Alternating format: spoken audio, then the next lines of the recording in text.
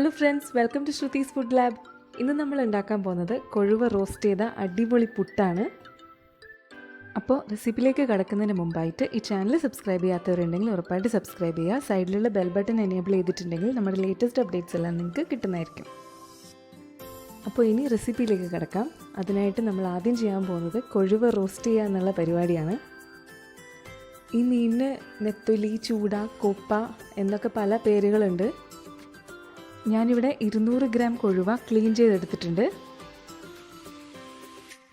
ഇതിലേക്ക് 1 table spoon മുളക് പൊടി ഇട്ട് കൊടുക്കാം, 1 ടേബിൾ സ്പൂൺ മല്ലിപ്പൊടി, 1/2 ടേബിൾ സ്പൂൺ കുരുമുളക് പൊടി, ആവശ്യത്തിന് ഉപ്പ്, 1/4 ടീസ്പൂൺ മഞ്ഞൾപ്പൊടി, 1 ടേബിൾ സ്പൂൺ ഇഞ്ചിയും വെളുത്തുള്ളിയും ചതച്ചത്. ഇതിലേക്ക് 2 ടേബിൾ സ്പൂൺ വെള്ളം കൂടി ഒഴിച്ച് നന്നായിട്ട് മിക്സ് ചെയ്തെടുക്കാം. മസാലയൊക്കെ നന്നായിട്ട് മിക്സ് ചെയ്തെടുത്തിട്ടുണ്ട്. ഇനി ഇതൊരു 15 മിനിറ്റ് ഫ്രിഡ്ജിൽ വെച്ച് മാരിനേറ്റ് ചെയ്യാം. 15 മിനിറ്റിന് ശേഷം ഇത് നമുക്ക് ഒരു പാനിലിട്ട് വറുത്തെടുക്കാം. അതിനായിട്ട് ഞാനിവിടെ 3 ടേബിൾ സ്പൂൺ എണ്ണ ഒഴിച്ച് പാൻ ചൂടാക്കുന്നുണ്ട്. എണ്ണ ചൂടായതിനു ശേഷം കൊഴുവ ഇട്ട് കൊടുക്കാം.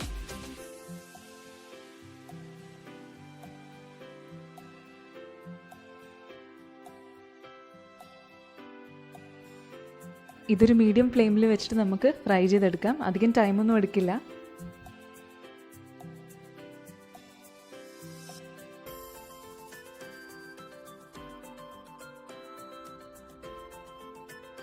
രണ്ട് സൈഡും നന്നായിട്ട് ഫ്രൈ ചെയ്തെടുക്കാം. അതുപോലെ ഇൻഗ്രീഡിയൻസിൻ്റെ ലിസ്റ്റ് ഞാൻ ഡിസ്ക്രിപ്ഷനിൽ കൂടി കൊടുക്കുന്നുണ്ട്. ഇപ്പോൾ 2 സൈഡും നന്നായിട്ട് ഫ്രൈ ആയിട്ടുണ്ട്. ഇനി ഇത് വേറൊരു ബൗളിലേക്ക് മാറ്റാം.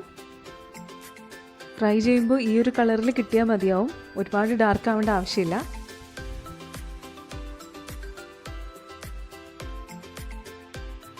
ഇതേ പാനിലേക്ക് തന്നെയാണ് നമ്മൾ കൊഴുവ റോസ്റ്റ് ചെയ്യാൻ പോകുന്നത്. അപ്പോൾ കുറച്ചുകൂടി ടേസ്റ്റി ആയിരിക്കും. ഈ പാനിലേക്ക് ഒരു 2 ടേബിൾ സ്പൂൺ എണ്ണ ഒഴിച്ചു കൊടുക്കാം. എണ്ണ ചൂടായതിനു ശേഷം ഞാനിവിടെ 15 ചെറിയ ഉള്ളി എടുത്തിട്ടുണ്ട്, അരിഞ്ഞു വെച്ചിട്ടുണ്ട്. അത് ഇട്ട് കൊടുക്കാം.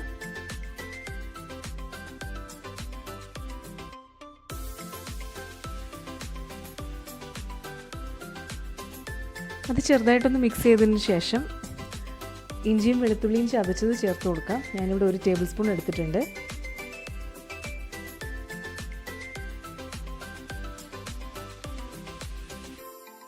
ഇതൊരു 3 മിനിറ്റ് വഴറ്റിയെടുക്കുക.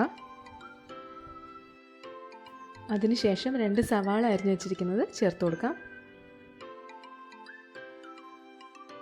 കുറച്ച് ഉപ്പ് കൂടി ചേർത്ത് നന്നായിട്ടൊന്ന് വഴറ്റിയെടുക്കാം.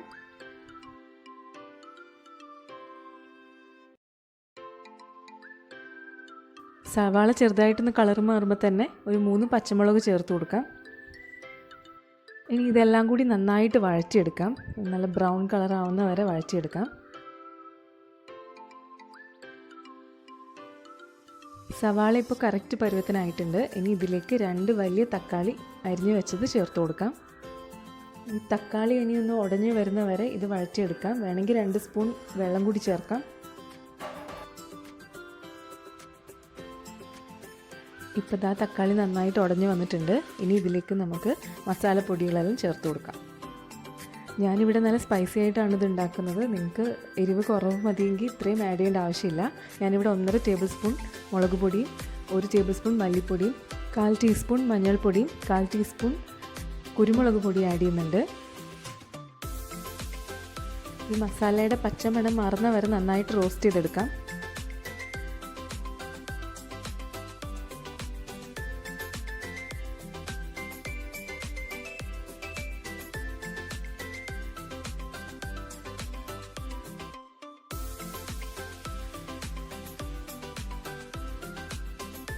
ഇനി ഇതിലേക്ക് 2 ടേബിൾ സ്പൂൺ വെള്ളം ഒഴിച്ചിട്ട് ഒന്നുകൂടെ മിക്സ് ചെയ്ത് കൊടുക്കാം.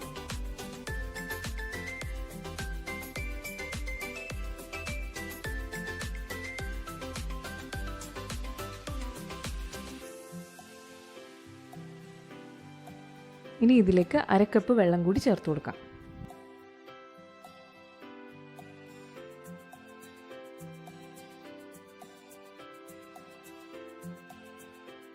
നല്ലപോലെ ഒന്ന് മിക്സ് ചെയ്തതിന് ശേഷം നമ്മൾ ഫ്രൈ ചെയ്ത് വെച്ചിരിക്കുന്ന കൊഴുവ ആഡ് ചെയ്യാം.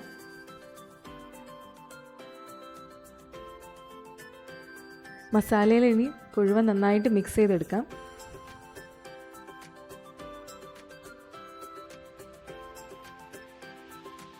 നന്നായിട്ട് മസാലയിൽ മിക്സ് ആയിട്ടുണ്ട്. ഇനി ഈ ഒരു സ്റ്റേജിൽ ഉപ്പൊന്ന് ചെക്ക് ചെയ്യാം. ഇനി ആവശ്യമെങ്കിൽ കുറച്ചുകൂടി ആഡ് ചെയ്യാം. കുറച്ച് കറിവേപ്പില കൂടി ആഡ് ചെയ്തിട്ട് വീണ്ടും മിക്സ് ചെയ്തെടുക്കാം. ഇത് ചോറിൻ്റെ കൂടെയും ചപ്പാത്തീൻ്റെ കൂടെയും ഒക്കെ കഴിക്കാൻ നല്ല ടേസ്റ്റുള്ളൊരു വിഭവമാണ് കേട്ടോ. ഇപ്പോൾ നമ്മുടെ മീൻ പുട്ടിന് വേണ്ടിയുള്ള കൊഴുവ റോസ്റ്റ് റെഡി ആയിട്ടുണ്ട്. ഇതിന് വേറൊരു ബൗളിലേക്ക് നമുക്ക് ട്രാൻസ്ഫർ ചെയ്യാം.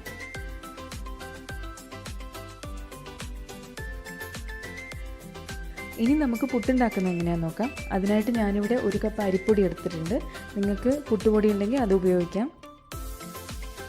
ആവശ്യത്തിന് ഉപ്പ് ചേർത്ത് കൊടുക്കുക. എപ്പോഴും ചൂടുവെള്ളത്തിൽ കുഴച്ച് കഴിഞ്ഞാൽ കുറച്ചുകൂടി സോഫ്റ്റ് ആയിരിക്കും പുട്ട്. അതുകൊണ്ട് ഞാനിവിടെ 1 കപ്പ് ഇളം ചൂടുള്ള വെള്ളത്തിലാണ് പുട്ട് കുഴച്ചെടുത്തിരിക്കുന്നത്. ഇങ്ങനെയാണ് നമുക്ക് പുട്ടുപൊടി വേണ്ടത്. ഇതിനി നമുക്ക് മാറ്റി വയ്ക്കാം.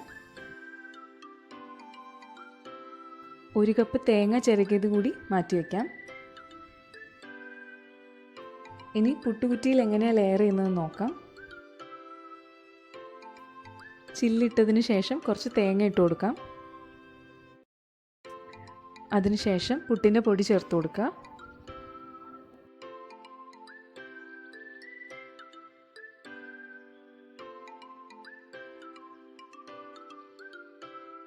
ഒരു ചെറിയ ലെയർ കൂടി തേങ്ങ ചേർത്ത് കൊടുക്കാം. ഇനി ഇതിലേക്ക് നമ്മുടെ കൊഴുവ റോസ്റ്റ് ചെയ്തത് ചേർത്ത് കൊടുക്കാം. ഞാനിത് കുറച്ച് കട്ടിയായിട്ടുള്ള ലെയറായിട്ടാണ് വെക്കുന്നത്.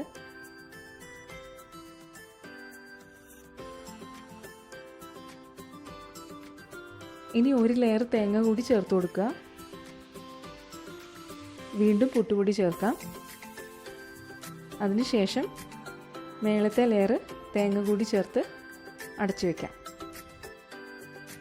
ഇപ്പം നമ്മൾ ലെയർ ചെയ്ത് കഴിഞ്ഞിട്ടുണ്ട്. ഇനി ഇത് അടച്ച് വെച്ച് ആവിയിൽ വെച്ച് വേവിച്ചെടുക്കാം.